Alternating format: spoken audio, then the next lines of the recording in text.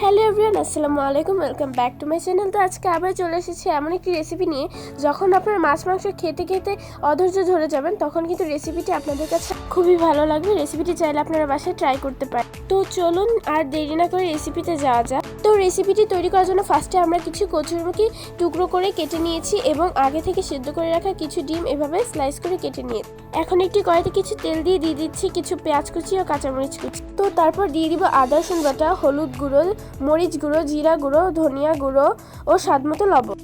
এখন একটু পানি দিয়ে মশলাটি কষিয়ে কেটে রাখা কচুরমুখীগুলো দিয়ে দিব।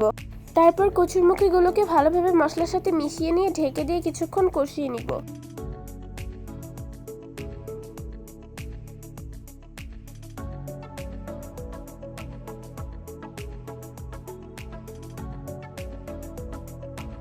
এরপর কচুরমুখীগুলো ভালোভাবে কষানো হয়ে গেলে আমি ফুটন্ত গরম পানি দিয়ে দিব। এতে করে কচুরমুখীগুলো ভালোভাবে সেদ্ধ হবে এবং তরকারিও অনেক স্বাদ হবে। এখন ঢেকে এভাবে কিছুক্ষণ রান্না করতে হবে। তো দেখুন আমার কচুরমুখীগুলো কিন্তু সেদ্ধ হয়ে গেছে। এখন আমরা বয়েল করে স্লাইস করে রাখা ডিমগুলো দিয়ে দিব। এখন কিছু কাঁচামরিচ দিয়ে দিব। এখন তরকারিতে দেওয়ার জন্য আমি কিছু জিরা টেলে গুঁড়ো করে নিব এবং তরকারি হয়ে আসার আগে আমি তা দিয়ে দিব। রান্না শেষে এটা হচ্ছে আমাদের তরকারি ফাইনাল লুক। আর আজকের ভিডিওটা এই পর্যন্ত, দেখা হবে অন্য কোনো ভিডিওতে। সবাই ভালো থাকবেন, সুস্থ থাকবেন, আল্লাহ হাফেজ।